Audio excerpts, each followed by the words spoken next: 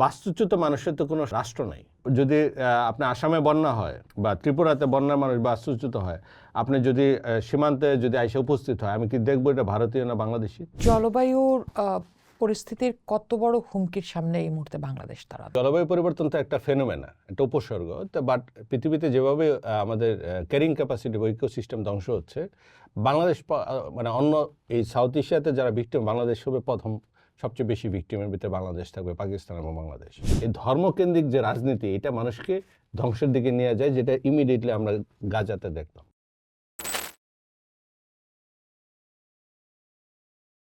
2015 সালের প্যারিস চুক্তি অনুযায়ী দেশগুলোকে প্রতি 5 বছর পর পর তাদের কার্বন নিঃসরণ কমানোর পরিকল্পনা জমা দিতে হয়। এবছর ফেব্রুয়ারিতে এর সময়টা শেষ হয়েছে। অল্প একটি দেশ এর মধ্যে আমরা দেখেছি যে সেটা জমা দিয়েছে। COP30 আগ পর্যন্ত, এখন পর্যন্ত আমরা যে তথ্যটা দেখছি, সেখানে 7টি দেশ তাদের পরিকল্পনা জমা দিয়েছে, কিন্তু সেটাও খুবই অপর্যাপ্ত। জাতিসংঘের যে হিসেব এখনো হাতে রয়েছে, এইসব হিসেবে 2035 সালের মধ্যে কার্বন নিঃসরণ মাত্রা 10% কমাতে পারবে বলে দেখা যাচ্ছে। অথচ 1.5 সেলসিয়াস সীমার মধ্যে যদি থাকতে হয়, তাহলে সেটাকে 60% কমানো প্রয়োজন। ঠিক এরকম একটি অবস্থায় বৈশ্বিক তাপমাত্রা 2.5 ডিগ্রি সেলসিয়াস বেড়ে যাওয়ার আশঙ্কা রয়েছে। আর ঠিক এরকম একটি পরিস্থিতিতেই COP30 অনুষ্ঠিত হলো। শেষ পর্যন্ত COP30-তে আসলে কোন ধরনের সমাধান পাওয়া গেল, সেখানকার স্পষ্ট কোনো রূপরেখা আসলো কিনা, পরবর্তী করণীয় নিয়ে বা এই জবাবদিহিগুলো আলোচনায় থাকলো কিনা, সেই বিষয়গুলো নিয়ে কথা বলবো। আমাদের সাথে আজ যুক্ত রয়েছেন জলবায়ু বিশেষজ্ঞ জাকির হোসেন খান। জাকির হোসেন খান, আপনাকে স্বাগত জানাচ্ছি। ধন্যবাদ। শুভ সকাল। একেবারে সরাসরি আলোচনায় যাওয়ার আগে একটু জানতে চাই, আপনি তো ব্রাজিলে এবার COP30-তে ছিলেন। যাওয়ার আগে আসলে নানা রকম আলোচনা হচ্ছিল যে এটা তো হয়ে গেল প্রায় 15 বছর, 10 বছর প্যারিস চুক্তির। 10 বছর হয়ে গেল প্রায়। 10 বছরে কি পেলাম আমরা? ধন্যবাদ। যদি বলি, আসলে অনেকগুলো রাজনৈতিক প্রতিশ্রুতি আমরা পেয়েছি। সেটা শুরু হয়েছিল যে আমরা বৈশ্বিক যে তাপমাত্রা 1.5 ডিগ্রি নিচে নামিয়ে আনা হবে শিল্প বিপ্লবের আগের পর্যায়ে, তো সেটা একটা বড় প্রতিশ্রুতি ছিল। এরপরে একটা প্রতিশ্রুতি ছিল যে স্বল্পোন্নত দেশগুলো, যেগুলো জলবায়ু তাড়িত দুর্যোগের আক্রান্ত, তাদেরকে একটা অর্থ সহায়তা দেওয়া হবে। সেটা প্রায় $100 বিলিয়ন প্রতি বছরে 2020 সাল থেকে। তো সেটা একটা প্রতিশ্রুতি ছিল। আরেকটা প্রতিশ্রুতি ছিল যে আমাদের যে রাষ্ট্রগুলো বা আমাদের মতো ডেভেলপিং কান্ট্রিগুলো যে ক্ষয়ক্ষতির শিকার হচ্ছে, তাদেরকে একটা লস অ্যান্ড ড্যামেজ, যেটা প্রতিনিয়ত বিভিন্ন বলে যে স্লো অনসেট, মানে বিভিন্ন অকারেন্স হয়, সেগুলো যেমন আমাদের টেম্পারেচার হঠাৎ করে বাড়ছে কমছে, বা হঠাৎ করে একটা আপনার কি বলা যায়, উত্তরাঞ্চলে দেখা গেলো যে হঠাৎ করে ফগ বেড়ে গেছে। তো এইরকম ক্ষয়ক্ষতিগুলো মোকাবেলার জন্য একটা ফান্ড ক্রিয়েট করা। তো মোটা দাগে আরেকটা হলো যে জাস্ট ট্রানজিশনের কথা বলা, যে একটা এনার্জি যে ট্রানজিশনটা হবে, যে আমরা ফসিল ফুয়েল থেকে রিনিউয়েবল এনার্জিতে যাব, এটা যেন ন্যায্য হয়, এরকম কিছু প্রতিশ্রুতি আছে। এর পাশাপাশি ক্রস কান্ট্রি কিন্তু আরও ইস্যু আছে, যেমন লাইক জেন্ডার যে ইনক্লুশন, বা আমাদের যারা সমাজের সবগুলো জনগোষ্ঠীর যে অংশগুলো, ইনক্লুসিভলি ডিসিশন মেকিং, এগুলো ছিল। আনফর্চুনেটলি যেটা হয়েছে যে 2015 প্যারিস চুক্তির পরে পৃথিবীতে আর একটাও কয়লা বিদ্যুৎ কেন্দ্র করার কথা না, অ্যাকর্ডিং টু, বিকজ ওটা হলো মানে এভিডেন্স বেস, সায়েন্টিফিক বেস বলা হচ্ছিল, যে এভিডেন্স যে 1.5 ডিগ্রি যদি অ্যাচিভ করতে হয়, পৃথিবী ওখান থেকে বেঞ্চমার্ক, এরপরে আর কোথাও আমি কয়লা বিদ্যুৎ কেন্দ্র ফসিল ফুয়েল পোড়াইতে পারবো না। কিন্তু বাস্তবে কি তাই হলো? উল্টো আমরা দেখতে পাচ্ছি যে এখন কয়লার একটা প্রতিযোগিতা শুরু হয়েছে। তা রাজনৈতিক প্রতিশ্রুতি ছিল, কিন্তু সেটা রাজনীতির প্রতিশ্রুতি দিচ্ছে, কিন্তু বিজ্ঞানকে তারা মানছে না। That is a fundamental issue. যে যখন বলা হচ্ছে যে আইপিসিসি রিপোর্ট দিচ্ছে যে আমাদের 1.5 ডিগ্রি অ্যাচিভ করতে গেলে এত গিগাটন বা এত পৃথিবীতে আমাদের কার্বন এমিশন কমাইতে হবে, তো সেটা তো তারা কেউ মানছে না। এবং উল্টো দেখা গেল বিশ্বের সবচেয়ে যে পার ক্যাপিটা এমিশনের সবচেয়ে লিডিং যে কান্ট্রিটা, যুক্তরাষ্ট্র, প্যারিস চুক্তি থেকে বের হয়ে গেল। তার মানে হলো যে এরকম যুক্তরাষ্ট্রের পাশাপাশি যখন বৈশ্বিক প্রধান শক্তি বের হয়ে যায়, তখন অন্য শক্তিগুলো চিন্তা করে, রাশিয়া আছে বা আপনার যারা পার ক্যাপিটা এমিশন, এখন তো ভারত বা চীনে আগায় আছে, তো তারা চিন্তা করবে যে why will be just more emphasis on our efforts, যেহেতু মূল শক্তি বের হয়ে গেছে। সো আমি যেটা দেখতে পাচ্ছি যে এর পাশাপাশি আপনি যদি ধরেন $100 বিলিয়ন যেটা দেওয়ার কথা ছিল প্রতি বছর, তো $100 বিলিয়ন ক্ষেত্রে আমরা দেখলাম যে গত সর্বশেষ যে রিপোর্ট বিভিন্ন OECD কান্ট্রি বলছে $100 বিলিয়ন আর বেশি আমরা দিয়েছি, কিন্তু বিভিন্ন আন্তর্জাতিক সংস্থা যারা নিরপেক্ষভাবে মানে যেটা দেখার চেষ্টা করে তাদের ভাষ্য হলো যে এইটা $100 বিলিয়ন না, অ্যাকচুয়ালি 22 থেকে $25 বিলিয়ন অরিজিনালি দেওয়া হয়েছে। কারণ এটা একটা ক্রাইটেরিয়া আছে যে বৈশ্বিক উন্নয়ন সহায়তার অতিরিক্ত হতে হবে আর নতুন প্রতিশ্রুতি হতে হবে 2009-এর পরে কোপেনহেগেন চুক্তি। কিন্তু বাস্তবে সেইটা যদি ক্রাইটেরিয়া ফলো করা হয় এবং রিও মার্কার বলে একটা মার্কার আছে যে এইটা হলো আপনার সাস্টেনেবল ফাইন্যান্স হবে বা ক্লাইমেট ফাইন্যান্স, তো সেইটা কিন্তু হয় না। আর একটা মজার বিষয় হলো এখন পর্যন্ত জলবায়ু তহবিল কথা বলা হয়, জলবায়ু অর্থায়নে কোনো মানে একেবারে সবাই মিলে যে একটা সংজ্ঞা নির্ধারণ করে সেটা হয়নি। তো যার ফলে দেখা যাচ্ছে যে একটা তো হলো যে 4 ভাগের 1 ভাগ অর্থ তারা দেয়নি, আবার যেটা দেওয়া হয়েছে স্বল্পোন্নত দেশগুলোতে অভিযোজন বাবদ 5% অর্থ তারা পায়নি। উল্টো যেটা দাঁড়াইছে আমাদের হিসাবে যে রিসেন্টলি আমরা যে climate debt risk index change initiative থেকে করলাম, তো সেখানে দেখা যাচ্ছে যে 55টা দেশের প্রতি জনের মাথা পিছু প্রায় $22 থেকে $23 মতো তার $22 থেকে $23 মতো তার জলবায়ু ঋণ চাপানো হয়েছে, যেটা অনুদান হওয়ার কথা ছিল। এটা কিভাবে ঘটলো, মানে অনুদান না হয়ে ঋণ হয়ে গেল? কারণ আমাদের যখন দুর্যোগটা বাড়ছে তখন আমাদের মতো দেশগুলো বাইলেটারাল অনেক জায়গা থেকে লোন নিচ্ছে এবং সেই লোনটা আবার দেখানো হচ্ছে ক্লাইমেট ফাইন্যান্স হিসেবে। এমনও আছে দেশ আমরা জানি, আমাদের রিপোর্টে এসছে যে সে কয়লা বিদ্যুৎ কেন্দ্রকে আলট্রা সুপার টেকনোলজির নাম দিয়ে সেটা জলবায়ু তহবিল দেখানো হয়েছে। কারণ এখানে তো কোনো মার্ক আপনি যেটা এর একটি কি কোনো দেশের উদাহরণ দেওয়া যায়? যেমন জাপানে আমাদের যে মাতারবাড়ির প্রজেক্টটা করেছে, সেখানে মাতারবাড়ির প্রজেক্টটা দেখানো হয়েছে আপনার এরকম ক্লাইমেট আপনার ফাইন্যান্স হিসেবে দেখানো হয়েছে, মাতারবাড়ির আলট্রা সুপার টেকনোলজির নাম। তো এরকম আরও বেশ কিছু জিনিস প্রজেক্ট আর অন্যান্য দেশ পাচ্ছি যেগুলো যেমন এলএনজি বা মনে করেন এলপিজি বা এরকম কিছু প্রযুক্তি ইউজ করা হয়েছে যেটাকে বলা হচ্ছে যে কার্বন রিডাকশন টেকনোলজি নাম দিয়ে তখন ওইটুকু ক্লাইমেট ফাইন্যান্স হিসেবে দেখানো হচ্ছে। কারণ the problem is that screening করার মতো এই যে আমি ডিক্লেয়ার করছি ক্লাইমেট ফাইন্যান্স, এটা UNFCCCর কোনো যেহেতু ডেফিনেশন এগ্রিড নাই, সুতরাং এই সুযোগটা তারা নিচ্ছে বাইল্যাটারালি, সেটা নেই। আবার আমাদের মতো দেশগুলো স্বল্পোন্নত দেশগুলো যখন দুর্যোগ হচ্ছে বা ইমিডিয়েটলি তার এনার্জি ক্রাইসিস থাকে বা আদার জিনিসগুলো থাকে, তখন সে কিন্তু তার অপশান থাকে না এই ফান্ডটা নেওয়ার ক্ষেত্রে। তখন দেখা গেল যে মাল্টিল্যাটারাল ফান্ড আমরা যেটা পাচ্ছি খুবই কম, বাইল্যাটারাল ফান্ডই দেখা যায়। যেমন বাংলাদেশে ক্লাইমেট ফাইন্যান্স আসছে, তার প্রায় 55% এসছে আপনার এনার্জি সেক্টরে।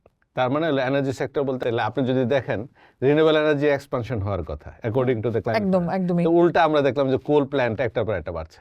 তা this is the happening in reality, যে আপনার প্যারিস চুক্তির প্রতিশ্রুতির সাথে গ্রাউন্ডে যখন আসে। আমি এই জায়গাটাতে একটু আসতে চাই যে এই যে প্যারিস চুক্তিতে আমরা বললাম যে ভাই এটা যদি আমরা ধরি যে এন্ড লাইন, এরপর থেকে আসলে আমরা আর কোনো ধরনের কয়লা বিদ্যুৎ প্রকল্পে যাব না, কিন্তু আমি সেটা করছি, আবার সেটা বলছে যে জলবায়ু তহবিল বা ওই ফান্ডে ঢুকিয়ে নিয়ে, মানে নিরাপদ ফান্ডে ঢুকিয়ে নিয়ে সেটা আমরা করছি। এটা তাহলে এই যে প্রতিশ্রুতি দিচ্ছি কিন্তু উল্টা কর্মকাণ্ড করছি, এটা রেগুলেট করার জন্য কি কোনো বডি আছে বা এটার জবাবদিহিতার কোনো জায়গা আছে কি? আমি যেটা মনে করি সেটা ছিল যে এটার জন্য UNFCCCর একটা আর্টিকেল আছে, সেই আর্টিকেলের যে ট্রান্সপারেন্সি, মানে ক্লাইমেট ট্রান্সপারেন্সি, তো ট্রান্সপারেন্সিতে এটা মনিটর করে, MRB বলে এটাকে। MRBটার জন্য একটা আলাদা UNFCCCর কমিটি আছে, কিন্তু এটা না করলে, যদি সে না মানে, তাহলে সেখানে তাকে কি ধরনের পানিশমেন্ট দেওয়া হবে বা কি ধরনের সে তার উপরে মানে এনফোর্সমেন্ট হবে সেটা কিন্তু নাই। আর মজার বিষয় হচ্ছে এখানে যে দেখেন এখানে প্রবলেমটা কোন জায়গায়, প্রবলেমটা হলো জাপান বা চায়না বা ইন্ডিয়া বা অন্য কোনো যারা ইউরোপিয়ান যদি আসে, তারা যে কয়লা বিদ্যুৎ কেন্দ্র করছে সেটা কিন্তু তার দেশে করছে না, তার দেশের কোম্পানি এসে বাংলাদেশে করছে, এবং আমি একটা সবচেয়ে ক্ষতিগ্রস্ত দেশ। কিন্তু বিষয়টা হচ্ছে যে চুক্তির ফ্লটা কি? চুক্তির ফ্লটা হলো যখন সে আমার এখানে কয়লা বিদ্যুৎ কেন্দ্র করছে, এখান থেকে যে প্রফিটটা পাচ্ছে, সুতরাং উচিত ছিল, ন্যায্যতা কি ছিল, যে প্রফিট যে শেয়ারে যাবে, কার্বন এমিশনের দায় একই শেয়ারে যাবে, কিন্তু হোল কার্বন এমিশনের দায়টা বাংলাদেশের কাঁধে পড়তেছে, শুধু ফিনান্সিয়াল প্রফিটটা নিয়ে সে চলে যাচ্ছে। জাপানিজ কোম্পানি, কিন্তু উচিত ছিল যে বা চাইনিজ কোম্পানি পায়রা বিদ্যুৎ কেন্দ্র করছে বা রামপালে ভারত করছে, তো এখানকার কয়লা বিদ্যুৎ কেন্দ্র পুরালে এখানে যে পরিমাণ কার্বন ইমিশন হবে, চুক্তিতে যে প্রপোর্শনে তুমি প্রফিট নেওয়ার কথা একই প্রপোর্শনে কিন্তু কার্বন ইমিশনের বার্ডেনটা নেওয়ার কথা। This is the carbon justice. হ্যাঁ, তো সেটা কিন্তু হয় না। এই সুযোগটা এরা নিচ্ছে। এরা যখন আন্তর্জাতিকভাবে রিপোর্টিং করে তখন কিন্তু কয়লা বিদ্যুৎ কেন্দ্র বার্ন করতেছে, কিন্তু রিপোর্ট করতেছে বাংলাদেশের কাঁধে বসে। এই জন্য আপনি তাকে অ্যাকাউন্টেবল করতে পারাটাও কোয়াইট ডিফিকাল্ট যদি চুক্তিতে এরকম থাকে।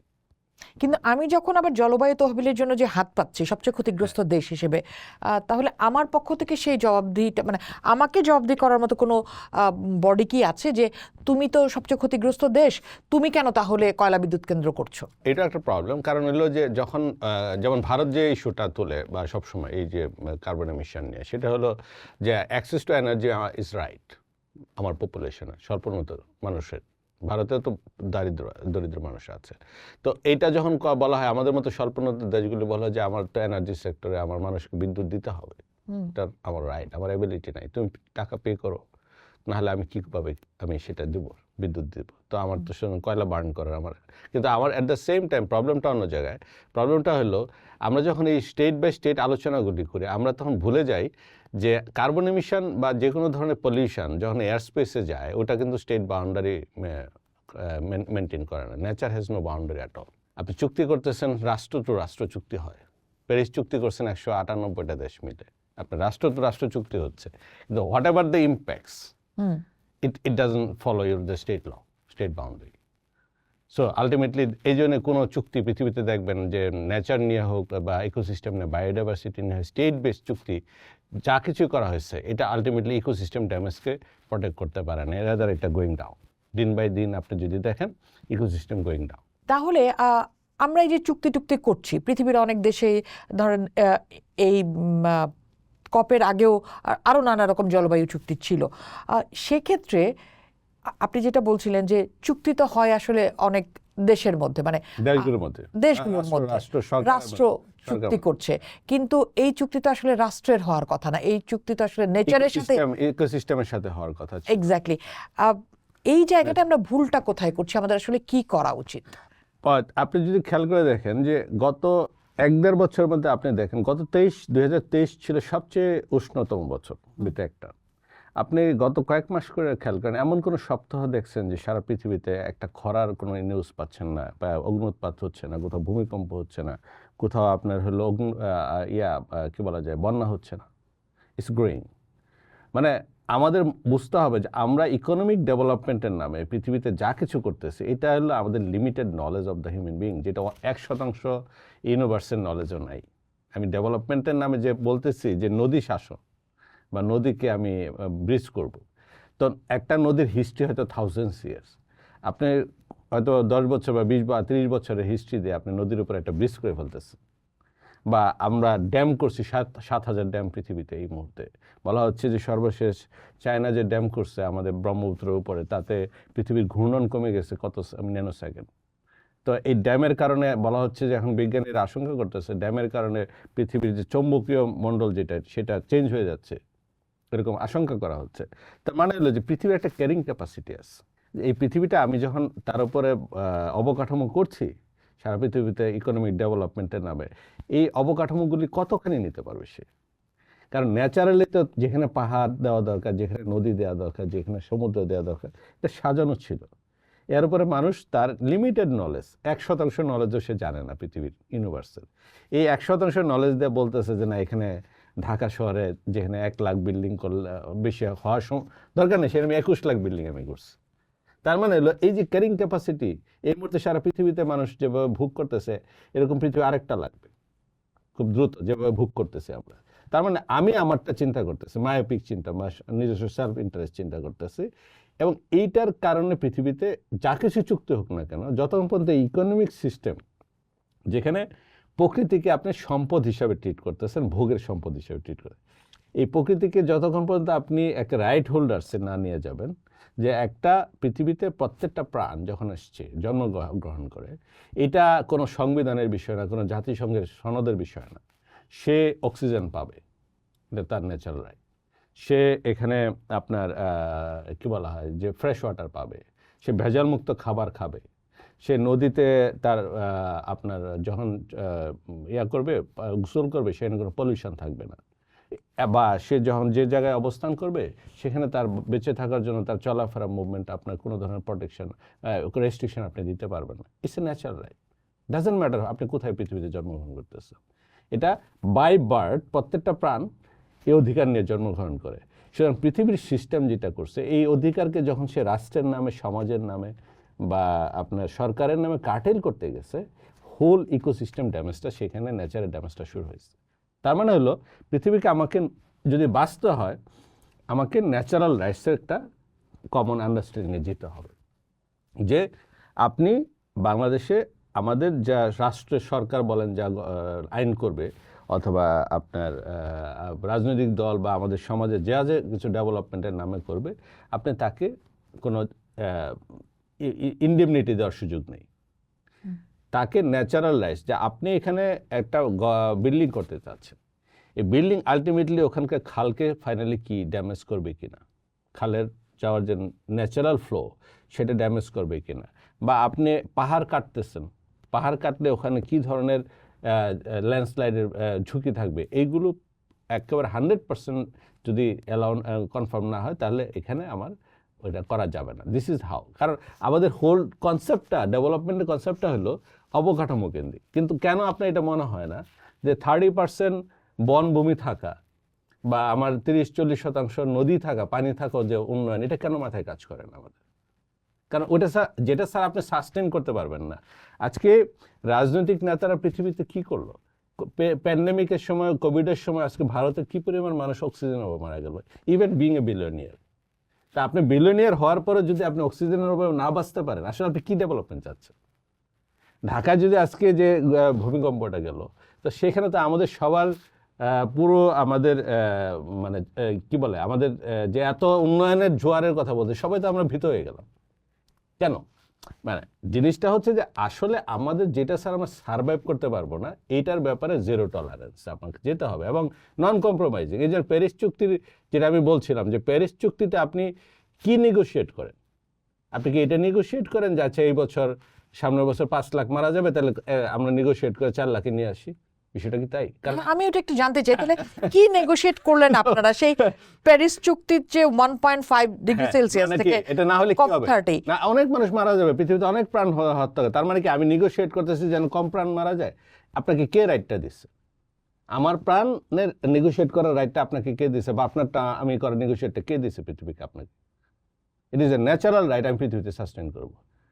আপনি ডেভেলপমেন্টের নামে যে নতুন যে প্যারাডাইম, যে ইকোনমিক সিস্টেম, তাহলে আমার এখানে পদক্ষেপ কি হওয়া উচিত? কারণ আমরা তো দেখলাম প্যারিস চুক্তি তো আপনারা করলেন, করার পরে দেখা গেল যে এটা মানে বৈশ্বিক যে রাজনীতি এবং বাস্তব যে পদক্ষেপ, এগুলির মধ্যে একটা বিরাট ফারাক আমরা দেখতে পাচ্ছি। এই জলবায়ু অর্থায়নে গড়িমসি করছে ধরেন মানে বড় দেশগুলি, তারপর একটা কূটনৈতিক চাল তো সবসময়ই আছে। সো আলটিমেটলি আমি 15 বছরে $1 বিলিয়ন খরচ করে, $1 ট্রিলিয়ন খরচ করে আসলে আমি কি পেলাম, আমার কি করা উচিত আর কি পাচ্ছি, মানে বাস্তবতার সাথে রাজনীতির যে দলিল সেটার তফাৎ কতখানি? এক্স্যাক্টলি যেটা আমি বলছিলাম যে ক্যারিং ক্যাপাসিটি আমরা আগে বুঝতে পারি কিনা, আমাদের নীতি নির্ধারকরা, যে পৃথিবীর carrying capacity has been already exhausted. আমরা সেটাকে আগে বুঝতে পারি কিনা। আমরা যখন দুর্যোগ হয় তখন কি আমি এমন হয় যে দুর্যোগের, মনে করেন যে যখন বন্যায় আক্রান্ত হয় বা কোনো একটা মানে দুর্যোগ সামনে চলে আসে, যে কথাটা আমি বারে বারে বলি যে পৃথিবীতে ভূমিকম্প আগে হয়েছে, অগ্নুৎপাত আগে হয়েছে, সব কিছু বন্যা আগে হয়েছে, কিন্তু এই ন্যাচারাল অকারেন্স যেটা বলি, প্রাকৃতিক যে ঘটনাটা, এটা দুর্যোগে পরিণত করে মানুষ। আমরা কি সেটা রিয়েলাইজ করছি কিনা যে পৃথিবীর ক্যারিং ক্যাপাসিটি অলরেডি এন্ড? এখন এই মুহূর্তে আপনি কি, আমি বরং আপনাকে একটা প্রশ্ন করি যে রিয়েলাইজ করছে কিনা? রিয়েলাইজ করার জন্য তো আপনারা বসছেন প্রতিবার, রাইট, কিন্তু আমি যেটা দেখতে পাচ্ছি তারা পারছে না। তারা মায়োপিক সিদ্ধান্তে তারা মনে করছে এখনো পৃথিবী আরো তার ক্যারিং ক্যাপাসিটি আরো আছে, আমি আরো বেশি ফসিল ফুয়েল বার্ন করতে পারবো, আরো বেশি ডেভেলপমেন্টের নামে আরো অবকাঠামো তৈরি করতে পারবো। So that's the fundamental flaw. এবং আর কিন্তু প্রকৃতির একটা থ্রেশহোল্ড লেভেল আছে, ও সব ওই থ্রেশহোল্ড লেভেল আপনি ক্রস করবেন, ও রিভার্স অর্ডারে খেলতে শুরু করবে, and that's why that has been started. আপনি তারপরে আর ওইটা আপনি এমন না যে গাড়ির ব্রেক আপনি কমাই দিলাম বন্ধ করে বসে, no you can't control the ocean's law. সে তখন রিভার্স, কারণ তার তো সাস্টেন করতে লাগবে বাই নেচার। সে তো তার জীবন বাঁচাতে চাইবে। হ্যাঁ, দ্যাটস দ্য ফান্ডামেন্টাল নেচার সবরেইন। একমাত্র পৃথিবীতে প্রকৃতি সবরেইন, সার্বভৌম, আর কেউ সার্বভৌম। আপনি দেখেন যে thousands of years, millions of ইয়ারে যে আমরা বিভিন্ন সভ্যতা ধ্বংস হয়েছে, সমুদ্র কয়টা ধ্বংস হয়েছে? Still there. আপনি বে অফ বেঙ্গল বলেন, প্যাসিফিক বলেন, সব তার মতো রয়ে গেছে, হিমালয় তার মতো রয়ে গেছে, কিন্তু এখানে কিন্তু সিন্ধু সভ্যতা হারাই গেছে। সুতরাং এই রিয়েলাইজেশনটা আমাদের আছে কিনা, দ্যাটস দ্য মেইন প্রবলেম, যে আমরা এই থ্রেশহোল্ড লেভেল ক্রস করে ফেলছি। এবং আমাদের এই জায়গাটাতে এসে আমাদেরকে যে যেটা বলছিলাম, যে দুর্যোগের এই মুহূর্তে আপনি সার্ভাইভাল, যে আমার যখন সার্ভাইভাল পিরিয়ড, আমার যে আর সাজানোর সময় না, এইটাকে আমরা রিয়েলাইজ করছি কিনা আমি দেখতে পাচ্ছি রিয়েলাইজ করছে না পৃথিবীর পলিসি মেকাররা। আচ্ছা, যেহেতু পলিসি মেকাররা রিয়েলাইজ করছে না, তাহলে কি সেটা এক ধরনের লিগ্যাল ফ্রেমওয়ার্কের মধ্যে, মানে আইনি কাঠামোর মধ্যে আনা যায় কি? একটা পজিটিভ সাইড হলো যে রিওতে, যেটা ব্রাজিলের রিও সামিটে যে সুযোগ ছিল আমাদের ইকোনমিক সিস্টেমটাকে গ্রোথ বেস মডেল যেটা আছে, নাম্বার বেস, মানে এখন আপনি ধরেন বাংলাদেশে যদি আপনি গ্রোথ বেস ইকোনমিক গ্রোথের কথা বলি, যে আপনি যত বেশি এখানে নদী ধ্বংস করবেন, যত বেশি আপনি খরচ করবেন, পাহাড় কাটবেন, আপনি যত বেশি অসুস্থ হবেন, ইভেন ক্যান্সারের পেশেন্ট হবেন, তত বেশি গ্রোথ বাড়ে। এই যে ফান্ডামেন্টাল একটা ফ্ল ইকোনমিক সিস্টেম, যেটা ছাড়া আমি বাঁচতে পারবো না, সেটাকে প্রটেক্ট করে আমার যে অর্থনৈতিক কাঠামো দরকার ছিল, এই রিভার্স, এই ন্যাচারাল রাইস যে ইকোনমিক সিস্টেম যদি আমি না দাঁড় করাইতে পারি, আমার ফান্ডামেন্টালি এটা এছাড়া কোনো ওয়ে নেই। That is possible. এবং যেটা বলতেছিলাম, যে সম্ভাবনাটা হলো international court of justice recently যে রায়টা দিচ্ছে এই ক্লাইমেট চেঞ্জের, যে এই পৃথিবীতে মানে ক্লাইমেট চেঞ্জকে তারা যে নেভিগেট, তারা বলছে যে প্রটেক্টিং নেচার আর ecosystem is the subject to the human rights, is prelude to the human rights. মানে আপনি হিউম্যান রাইটস এনশিওর করতে পারবেন না যদি আপনি নেচারকে প্রটেক্ট না করেন। তার মানে হলো, এটাকে যদি আমি স্টেট টু স্টেট ট্রান্সলেট করি, আমাদের বাংলাদেশে যেমন একসময় কোর্টে একটা রায়, হাইকোর্টে রায় দিয়েছিল যে নদী জীবন্ত সত্তা। রিসেন্টলি ওয়াইল্ড লাইফের যে একটা করা হয়েছে, যে প্রায় 250 প্রাণীর তাকে হত্যা করা হলে বিচারের মুখোমুখি হতে হবে। তার মানে হলো যে এটা সম্ভব। আমাদের স্বল্পোন্নত দেশ বা যারা যেসব দেশগুলো সচেতন, বলিভিয়াতে যেমন আছে, বা আপনাদের নিউজিল্যান্ডে আছে, যেমন তারা অলরেডি এখানে ন্যাচারাল রাইটকে তারা ইন্টিগ্রেট করছে, মানে এবং আপনার কলম্বিয়াতে যেরকম তারা করছে। তা আমাকে যেটা করতে লাগবে, যেমন আপনি কোনো কিছু টাচ করতে পারবেন না ন্যাচারাল যে আমাকে এন্ডাওমেন্ট দেওয়া হয়েছে, উইদাউট না কোনো ধরনের অ্যাপ্রুভাল দরকার, মানে কোনো যে ইআইএর নামে বা যেভাবে আমরা প্রটেক্টেড বডি রাখছি সেভাবে প্রটেক্টেড বডি আপনি টাচ করতে পারবেন না। কারণ আমার নলেজ নাই যে সুন্দরবনের যদি 10% জায়গা নষ্ট হয়, এটা কী ধরনের ইমপ্যাক্ট করবে, এটা আমার নলেজ নেই। কারণ সুন্দরবনের সব কিছু বাদ দেন, আপনি সুন্দরবনের যে স্টর্ম প্রোটেকশন ভ্যালু আছে প্রতি বছর, এটার ভ্যালু কত? গত 100-200 বছর ধরে যে আমাকে উপকূলকে সুরক্ষা দিচ্ছে, এটা কে দিতে পারতো আমাকে? আমি যদি ইকোসিস্টেম ভ্যালু বাদও দিতাম, আমি বাদ দিতে চাচ্ছি না, বাট জাস্ট কথার কথা বলছি। তো প্রতি বছর যদি $4 থেকে $5 বিলিয়ন প্রোটেক্ট করে থাকে, তো গত 100 বছরে তো $500 বিলিয়ন সুন্দরবন প্রোটেক্ট করছে আমার রিসোর্স। বাট সুন্দরবনকে যে আমরা গরান বনে পরিণত করছি, আলটিমেটলি এটা যখন প্রোটেকশন থাকবে না, আর উল্টো আবার আরো দুর্যোগের পরিমাণ বাড়বে, সামনে সাইক্লোন বাড়ছে, পানি সমুদ্র পৃষ্ঠ উচ্চতা বাড়তেছে। তার মানে হলো দ্য ফান্ডামেন্টাল ফ্ল হলো যে আমরা যখন উন্নয়নের নেগেটিভ বা যেগুলি বলি, টোটালি একটা করাপশন প্রোন ইকোনমি দাঁড় করানোর চেষ্টা, আর কিছু না। কারণ বেসিক্যালি যেটা ছাড়া আমি বাঁচবো না, ঢাকা শহরে যদি আমি 30% না নিই, আমার যে ডেন্সিটি অফ পপুলেশন, আমার যে এখানে পানির উৎস যদি আমার 40% আবার না নিতে পারি, তাহলে আমরা যেটা দেখিয়েছিলাম চেঞ্জ ইনিশিয়েটিভ, যে ঢাকা উইদাউট নেচার একটা স্টাডিতে দেখিয়েছিলাম, যে আপনি এখানে গত 45 বছরের হিস্ট্রিটা আমরা চেক করে দেখিয়েছি যে 4.5 থেকে 5 ডিগ্রি আপনার টেম্পারেচার বাড়ছে। আচ্ছা, রিসেন্টলি যে ঢাকায় প্রতি 20 জন না 28 জনের জন্য একটা গাছ, তা আপনি যদি নর্মাল হিসাব করেন যে একটা মানুষের অক্সিজেনের জন্য যদি 2টা বা 3টা গাছ লাগে, ঢাকায় মানুষ আছে প্রায় 3 কোটি, তা কমপক্ষে আপনার 10 কোটি গাছ দরকার। কতগুলি গাছ আছে আপনার? তার মানে এই যে আমি আপনার সাথে বসে এখানে কথা বলছি, এই অক্সিজেন কিন্তু ঢাকা শহরে না, বাইরে থেকে আসছে। নাহলে আমি সার্ভাইভ করতে পারবো না। সাডেনলি যদি এরকম একটা সিচুয়েশন হয় দিল্লির মতো, যে স্মগ তৈরি হলো, যে বাইরে থেকে অক্সিজেন না ঢুকতে পারতেছে না ঠিকভাবে, মানে আপনার হলো ব্রিকফিল্ড টিউব সব মিল, তার মানে কি হলো, সাডেনলি এখানে লাখ লাখ মানুষ মৃত্যুর মুখে ঝুঁকিতে পড়বে।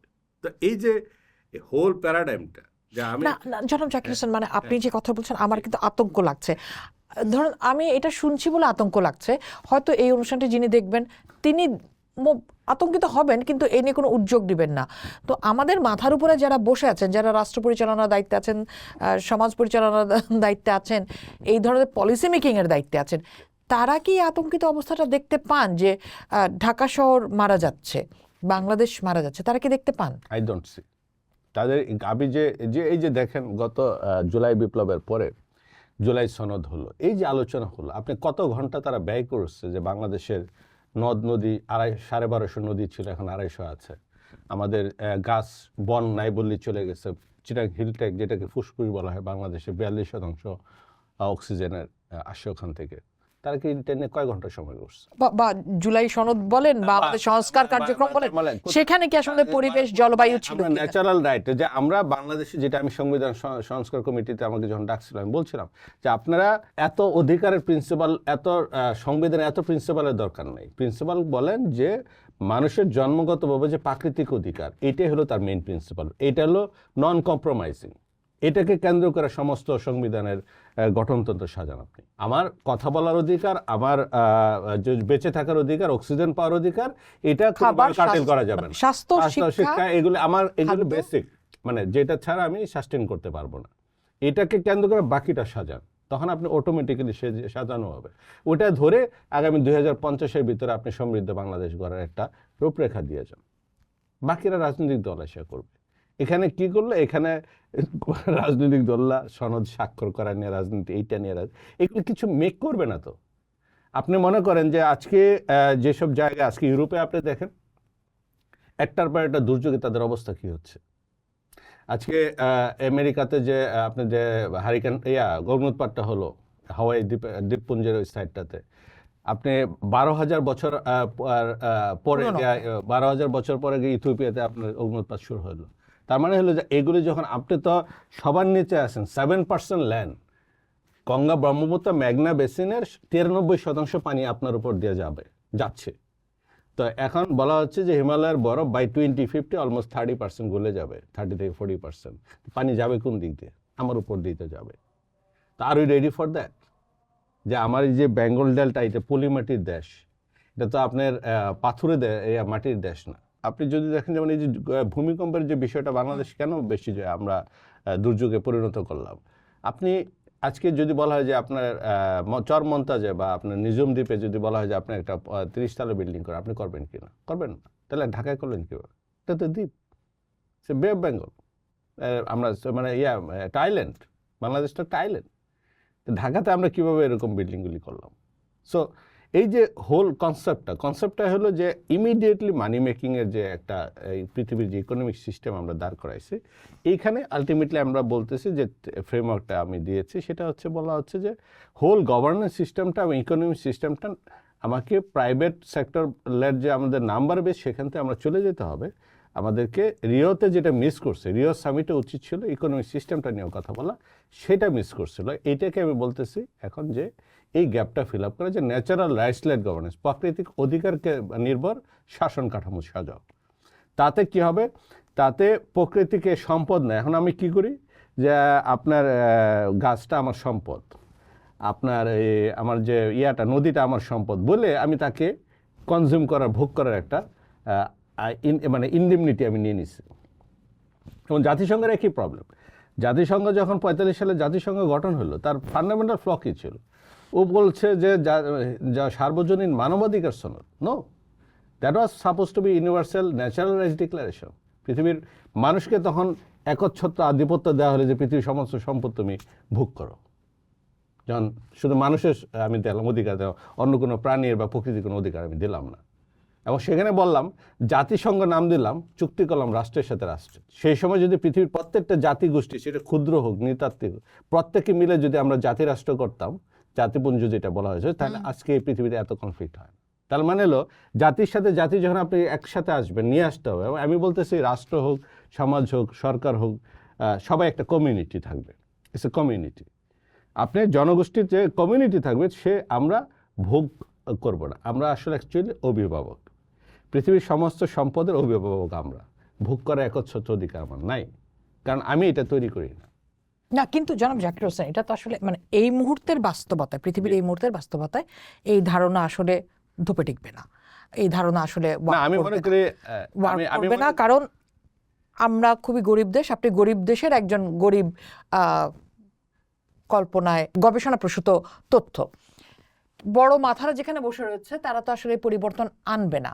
আমি মনে করি বিষয়টা আমি গরিব দেশের যে সংজ্ঞাটা, গরিব দেশ বা গরিব ইয়ার বিষয়টা, এটা হলো টোটালটাই আমাদের চিন্তাগত বিষয়।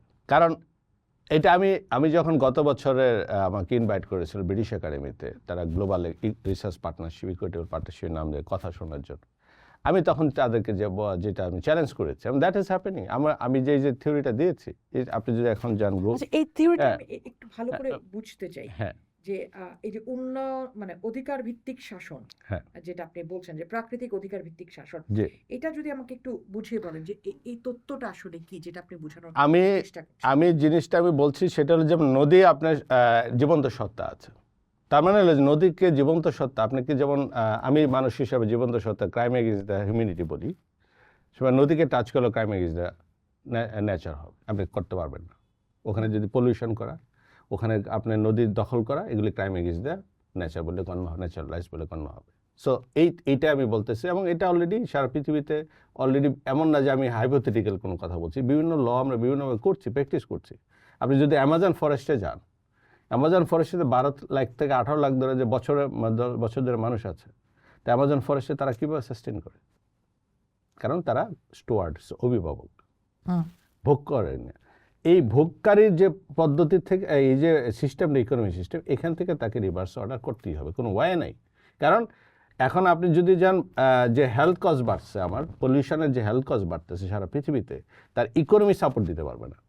আপনি বাংলাদেশের মতো দেশগুলো, বা আপনি ইভেন ইউএসএতে, আপনি কি মনে করেন না যে তাদের যে এভারেজ ফুড অ্যাডাল্টারেশনের কস্ট বেড়ে যাচ্ছে, তাদের সোসাইটিতে আপনার এক ধরনের অবিসিটি বেড়ে যাচ্ছে। তা এইগুলো তারা একটা সময় বাধ্য হবে। এবং আমি যেটা বলার চেষ্টা করছিলাম, যে যখন ব্রিটিশ সরকার বললো, আমি বললাম যে তোমাদের ইকোনমিক সিস্টেমের কারণেই সারা পৃথিবীতে ক্লাইমেট চেঞ্জ হচ্ছে।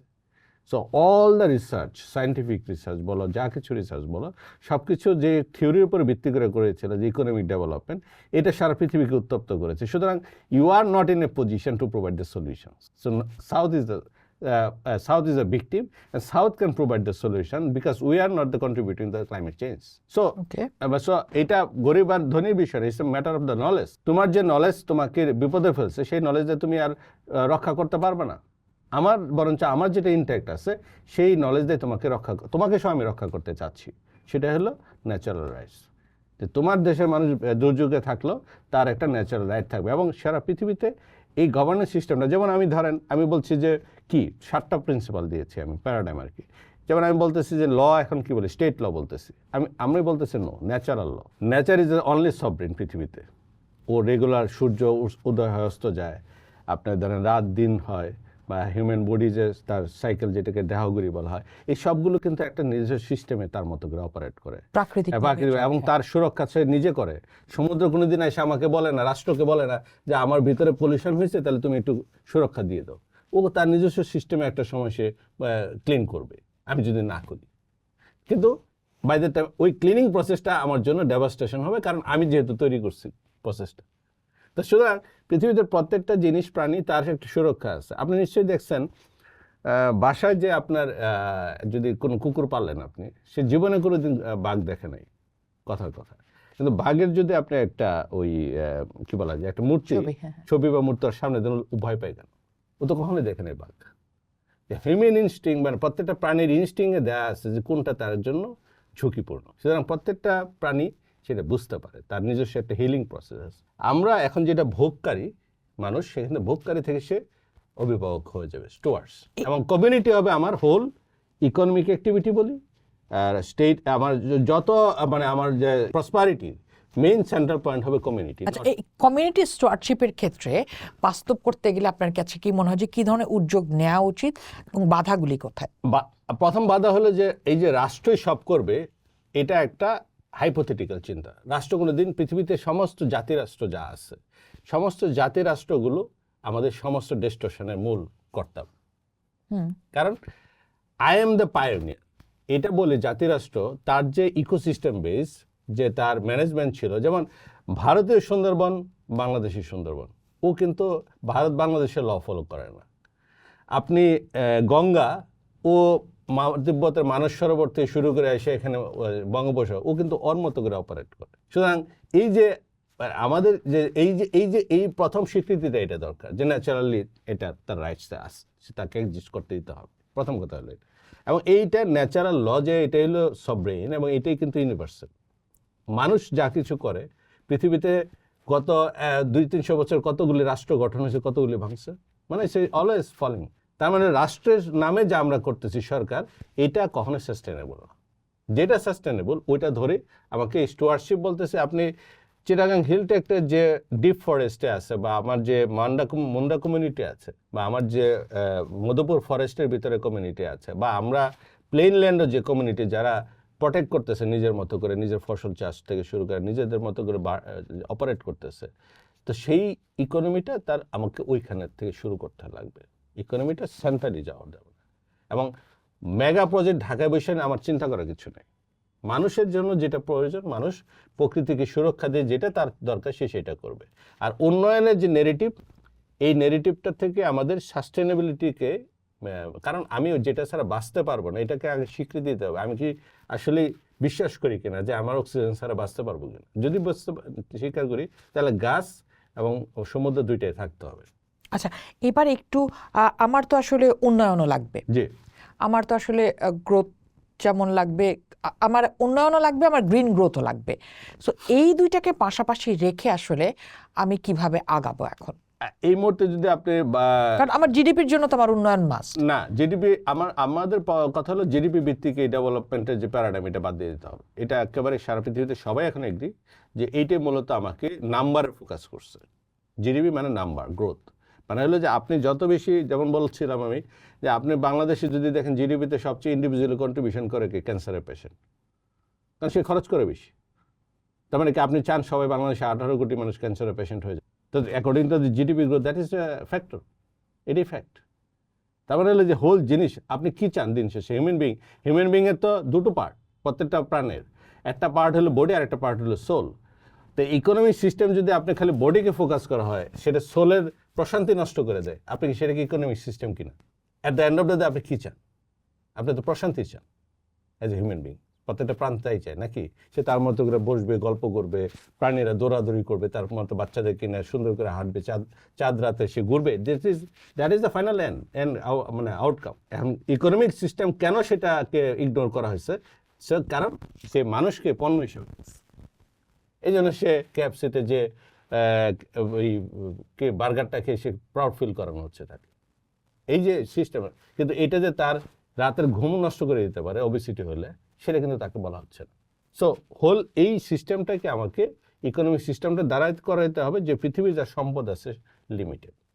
আপনি চাইলেও এখানে অ্যাবান্ডেন্ট রিসোর্স আপনি আনতে পারবেন না, সেটা তো আমি আমাদের কথা হলো এই যে কৃত্রিমভাবে যেসব সৃষ্টি করা হয়েছে যে আমি এটা ছাড়া চলতে পারবো না, এটা কে শেখাইছে আপনাকে? আমাকে, আমার আপনার চয়েস।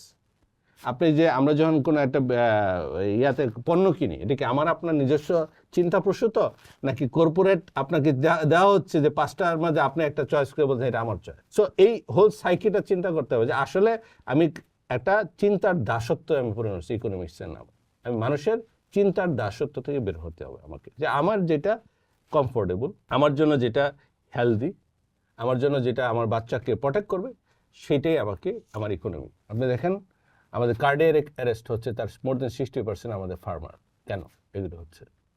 তার মানে আপনি এই যে ইকোনমিক কস্টটা যেটা, এটা আমরা দেখতে পাচ্ছি না। আপনি আজ থেকে 30 বা 35 বছর আগে বলেন তো যে আমাদের কোন পরিবারে পারিবারিক বাজেটে চিকিৎসা বাজেট থাকতো? বলেন, কোনো পরিবারের ছিল না। এখন মাসের বেতনের 4 ভাগের 1 ভাগ অ্যাটলিস্ট আমাকে আলাদা রাখতে হয়, মা বাবার ওষুধ, আমার ওষুধ আর ডাক্তারের চেম্বারের খরচ। তার মানে কি হলো যে আসলে আমরা কি চাচ্ছি? অসুস্থ জাতি চাচ্ছি ইকোনমিক ডেভেলপমেন্টের নামে, নাকি আমাদের সুস্থতা কাম?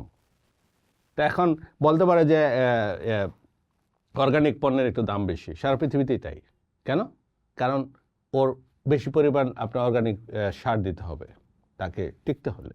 কারণ এখন তো আপনি এমন একটা সিচুয়েশন, কেমিক্যাল ফার্টিলাইজার, কিন্তু আপনি ফাইন্যান্সিয়াল কস্টটা দেখতেছেন বেশি, কিন্তু ইকোনমিক কস্টটা আপনি গেইন করতেছেন। কারণ কি? অর্গানিক পণ্য যে খাচ্ছে সে অ্যাটলিস্ট 50-60 বছরের মধ্যে অসুস্থ হওয়ার চান্স নেই। না, কিন্তু আমরা কি সেই ইকোসিস্টেমে সেই ব্যবস্থাটায় ফিরে যেতে পারি কিনা? আমার তো কৃষি নির্ভর দেশ, আমার আসলে অর্গানিক আপনি যাবেন- অর্গানিক প্রোডাকশনে যেতেই হবে কেন? আমার তো এটা ছিলই না কখনো, আমার অর্গানিকই ছিল। আমার তো অর্গানিকই ছিল, তাহলে এখন কেন আমাকে অর্গানিক জিনিস 5 টাকা বেশি দামে কিনতে হবে? কারণ ওই ডিমান্ড বেড়েছে, আমাকে শেখানো হয়েছে। কারণ আপনি যেটা কনজাম্পশন, যেমন আমরা আগে আমরা যে বিভিন্ন ধরনের আমার কথা হচ্ছে যে আমরা কি রাষ্ট্র হিসেবে সেই জায়গায় ফেরত যেতে পারি কিনা? অবশ্যই পারি। বাধ্যবাধকতা তৈরি আপনি করতে পারি। চাইলেও আমি একটা কথা বলি, সেটা হচ্ছে যে আপনি চান বা না চান আপনাকে ফিরতে হবে, কিন্তু আপনি যদি আগে ফিরেন আপনার ড্যামেজটা কম হবে। কিন্তু বাংলাদেশের সেই উদ্যোগ কি দেখেন? ফেরার উদ্যোগ কি দেখেন? ফেরার উদ্যোগ আমি যেটা দেখি, আমি বর্তমান যারা সরকারের বা নেতৃত্বে আছে, রাজনৈতিক সিনিয়র নেতৃত্বে আছেন, তাদের উপরে আমি কোনো রিলাই করি না। Sorry to say. কারণ বেসিক্যালি তারা ওল্ড ইকোনমিক্স বা তাদের ওল্ড পলিটিক্যাল সিস্টেমটা কি তারা মনে করতেছে এটা দিয়ে তারা হয়তো উন্নয়নের একটি বাধা জিনিসে তারা পার পেয়ে যাবে। আপনি দেখবেন রাজনৈতিক দলের ম্যানিফেস্টোতে বলতেছে এখন যে পরিবেশের সুরক্ষা, বাট ইট ইজ দ্য কি ড্রিভেন ফ্যাক্টর? সে কি এইটা ড্রাইভ করে অন্য কিছু অপারেট করবে? সে কি নদী সুরক্ষাকে 1 নম্বর দেওয়া, দরকার হলে ওখানে ইন্ডাস্ট্রি না করে বন্ধ রাখবে? এরকম কিন্তু সিদ্ধান্ত দিচ্ছেন না। আবার আপনি বলতেছেন 1 কোটি জব বা আপনার কেউ কেউ বলতেছে যে আমি বিশাল শিল্পায়ন করব। তো শিল্পায়নের সাথে তো এটা যায় না। আপনি শিল্পায়নের নামে কি করবেন? আপনি আরও বেশি আন্ডারগ্রাউন্ড ওয়াটার উড্রো করবেন, আরও বেশি নদীতে দূষণ করবেন। আরে মানে বেসিক্যালি ওইগুলিকে আপনি কীভাবে করবেন তাহলে? আপনার তো এটা একটা, আমি যেটা বললাম যে রোড ম্যাপ, আপনি বলতেছেন টার্গেট, ঠিক আছে, fine, I am happy with that. কিন্তু এটা অ্যাচিভ করার জন্য 1 কোটি জব কি আপনি বাংলাদেশের প্রাকৃতিকে সুরক্ষাকে এনশিওর করেই আপনার অর্গানিক ব্যবসা অথবা আপনার এন্টারপ্রিনারশিপ তৈরি অথবা রিনিউয়েবল এনার্জি এক্সপানশন বা এইগুলি করে আপনি করবেন কিনা? আপনি কি এগুলি প্রোটেক্ট করে আপনি কি ওই ইনোভেশনটা করে করবেন, নাকি না আরও মোর আপনার জায়গা দখল করে কৃষি জমি নষ্ট করে আরও বেশি অবকাঠামো করে আপনি করবেন? সেটা তো আমরা জানি না। সো ফান্ডামেন্টালি এই ফ্রেমওয়ার্কটা দরকার আমাদের, যে হ্যাঁ আমি এটা বিশ্বাস করি, আমি যদি পলিসি মেকার হই বাংলাদেশের, আমি 1 কোটি জব তৈরি করতে পারবো কিছু প্রকৃতি ড্যামেজ না করি। বাট এটার জন্য একটা বড় ধরনের সিদ্ধান্ত দরকার, রাজনৈতিক সিদ্ধান্ত, সে ম্যান্ডেট দরকার এবং নেতার সেটা রিয়েলাইজেশন দরকার, থট প্রসেসটা এটা দরকার। আমি এখন পর্যন্ত বাংলাদেশের কোনো রাজনৈতিক দলের কাছ থেকে এই মিনিংফুল পাথ হয়েটা আমি দেখিনি। অ্যাটলিস্ট জুলাই সনদে সেটা রেফ্লেকশন হওয়া উচিত ছিল যে মেইনলি আমার প্রিন্সিপালটা এটা, বাংলাদেশের আমরা পায়োনিয়ার হব, ন্যাচারাল রাইটস আমরা পায়োনিয়ার বা পৃথিবীকে আমরা নেতৃত্ব দেবো। কারণ আমরা বাংলাদেশ অনেক ক্ষেত্রে তাই দিয়েছি, ক্লাইমেট চেঞ্জের ক্ষেত্রে আমরা ক্লাইমেট ভালনারেবল ফোরাম বাংলাদেশ নেতৃত্ব দিয়েছে। কিন্তু এই যে ধরেন আমি যদি শেখ হাসিনার সময়টা বাদ দিয়ে পরবর্তী, যেহেতু আমরা নতুন সব কিছুর কথা বলছি, এখানে কোথাও কোনো রাজনৈতিক দল বলেন, সুশীল সমাজ বলেন, রাষ্ট্র নির্মাণের ক্ষেত্রে এখন যারা ভূমিকা রাখছেন, তাদের কারো মধ্যে কি বাংলাদেশের জলবায়ু, যেহেতু আমরা জলবায়ু মধ্যে বিপদগ্রস্ত একটি দেশ, সেই বিপদ কতটা মাথায় নিয়ে আমার পরবর্তী কর্মকাণ্ড কি হবে তার কোনো গতি প্রকৃতি দেখতে পান কিনা, পরিকল্পনা দেখতে পান কিনা? 1, 2 হচ্ছে কৃষি কি হবে, আমার জলবায়ু যে জায়গায় যাচ্ছে তাতে আমার কৃষিতে কী ধরনের এফেক্ট পড়ছে, কোন ক্ষতির মুখে আমরা পড়তে যাচ্ছি, সেসব নিয়ে আসলে কোনো ধরনের কোনো প্রজেকশন দেখতে পান কিনা কোথাও? আমি দেখতে পাই রাজনৈতিক দল, আমি রাজনৈতিক দলের ভিতরে তরুণদের ভিতরে কারো আমি দেখতে পাচ্ছি, তরুণ রাজনৈতিক নেতারা তারা মোটামুটি এই জিনিসগুলো তারা ক্যাপচার করার চেষ্টা করছে। কিন্তু আমি যে মনে করি সেটা হচ্ছে যে অ্যাজ এ হোলিস্টিক্যালি রাজনৈতিক দলগুলো কোনো আমি ট্রান্সফরমেটিভ যেটা অ্যাপ্রোচ বলে, যে একেবারেই তার পুরো একেবারেই মানে পরিবর্তনশীল যে কাঠামো দরকার, সেখানে আমি দেখতে পাচ্ছি না। বাট আমি অন দ্য আদার হ্যান্ড আমি হোপফুল, আমাদের যারা ইয়ং জেনারেশন, যাদেরকে আমরা খুবই পরিচিত বলি জেনজি পপুলেশন, তারা কিন্তু জিনিসগুলি খুব কিনলি অবজার্ভ করতেছে এবং তারা চিন্তা করতেছে। যেমন আপনাকে বলি, আমাদের নেচার ইনসাইট যে আমরা ম্যাগাজিন, গ্লোবাল ম্যাগাজিনটা 20 থেকে 25-30 বছরের বাচ্চারা এটা হ্যান্ডেল করতেছে। আমি হয়তো এডিটর ইন চিফ, আমি জিনিসগুলো হয়তো থট প্রসেস বা আমার এক্সপিরিয়েন্সটা কিন্তু তারা কিন্তু লিড দিচ্ছে এবং গ্লোবালি লেখা তারা কালেক্ট করতেছে, ইন্টারভিউ নিচ্ছে। সো আই বিলিভ যে এই প্রজন্মটা তারা তাদের মতো করে কিন্তু মেক করবে, কারণ আমরা যারা সিনিয়ররা দের কাছ থেকে তাদেরকে পলিউট করতে পারে না, কারণ তাদের জগৎটা আলাদা, তারা ইনস্টাগ্রাম করে আলাদা করে রাখছিল। আমরা মনে করছিলাম যে আমরা স্বৈরাচারী শাসনের মাধ্যমে দেশ চলবে, কিন্তু তারা কিন্তু ইনস্টাগ্রামে আলাদা গ্রুপ করে ওখানে কিন্তু বিপ্লব তারা করছে। আপনাকে এটা বলি, পৃথিবীতে যারা এই বিপ্লবকে তারা মনে করতেছে যে তাদের বিরুদ্ধে ষড়যন্ত্র, তারা আসলে বুঝতে পারতেছে না যে তারা ডিটাচড হয়ে গেছে। আপনার বাচ্চা আমার সাথে ঘরে থাকে, শুধু এইটুকু, তার ওয়ার্ল্ড আলাদা হয়ে গেছে। কারণ আমি আমার এই যে চিন্তার কুপমণ্ডকতা বা আমার যে এই যে টিপিক্যাল চিন্তাটা দিয়ে তাকে কিন্তু আমি তার ওয়ার্ল্ডে ঢুকতে পারিনি, যা কিন্তু সে তার মতো করে তাহলে তারা পরিবর্তন অবশ্যই আনবে, আমি এটা বিশ্বাস করি। বাট এটা আমি যে এটা হলো যে এই পরিবর্তনটা, এই যে আমাদের প্রায় 2000 বা 3000 বাচ্চা মারা গেল বা আরো অনেক বাচ্চা আহত হলো, এটা পরিবর্তনটা এরকম হওয়া উচিত না। আমাদের বোঝা উচিত যে এই বাচ্চাগুলো আমাদের প্রজন্ম, আমাদের উত্তরসূরি, সুতরাং এদেরকে গুলি করে তাদেরকে পরিবর্তন করতে হবে প্রত্যেক দেশে। এইটা রাজনৈতিক নেতাদের ব্যর্থতা, পলিসি মেকারদের ব্যর্থতা। তাদের উচিত, প্রতিষ্ঠানগুলোর উচিত, যেখানে সরকার থাকবে সরকার অথবা আর মানে নিরাপত্তা বাহিনী থাকবে, বোঝা উচিত যে দে হ্যাভ ফেল, সুতরাং তাদের হাতে ছেড়ে দেওয়া উচিত। সেক্ষেত্রে আমি একটু আসতে চাই যে আমরা দেখলাম যে COP30 পরবর্তী সময়ে এটা তো একটা পরিষ্কার হয়ে গেল যে বৈশ্বিক প্রতিশ্রুতির যে স্থানীয় সক্ষমতা, যেটা আপনিও বলছিলেন যে স্থানীয় সক্ষমতাটা বাড়াতে হবে, সেক্ষেত্রে আপনার কাছে কি মনে হয় যে কোন পদক্ষেপগুলো খুব দ্রুত নেওয়া দরকার? আমাদের পুরো ইকোনমিক বা ম্যাক্রো ইকোনমিক যে আমাদের পলিসিগুলি নেই বা আমরা যে ডেভেলপমেন্টের নামে যেসব নেই, এগুলি টোটালি এখন মেগা প্রজেক্ট। আমাদের প্রথম কথা হলো জিরো মেগা প্রজেক্ট, আমাদের কোনো মেগা প্রজেক্ট দরকার নেই।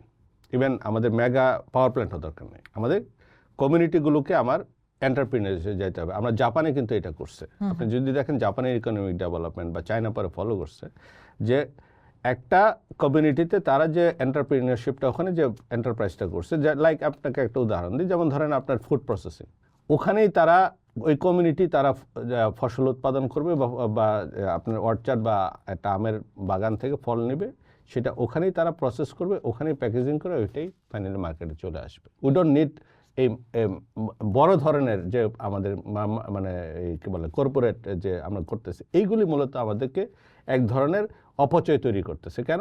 সে একটা বড় অংশের টাকা ব্যয় করে হলো মার্কেটিংয়ে এবং প্যাকেজিংয়ে। এইটা করতে যায় সে কী করে, লো কোয়ালিটির অ্যাডাল্টারেটেড ফুড কিন্তু মার্কেটে সে দিয়ে দিচ্ছে। কিন্তু একটা কমিউনিটিতে যদি তারা তৈরি করে, তাদের নিজস্ব, তাদের জন্য তারা তৈরি করতেছে, অ্যাট দ্য সেম টাইম এই কমিউনিটি এন্টারপ্রাইজগুলো আমরা সারা বাংলাদেশে যদি আমরা কানেক্টেড, সারা পৃথিবীতে কানেক্টেড করে দিই, মনে করেন আপনি মিডল ইস্টে 1 কোটি বাঙালি আছে বা সামথিং লাইক বাংলাদেশে আছে, আপনি আমার যদি কোনো একটা রংপুরের কোনো একটা গ্রাম থেকে কোনো একটা প্রোডাক্ট তৈরি করে, ওটা যদি মিডল ইস্টে আপনি এক্সপোর্ট করে প্যাকেজিং করে আমি দিয়ে দিই, ওই গ্রামের মানুষ ওখানে যেখানে আছে ও কিন্তু এটা কালেক্ট করবে।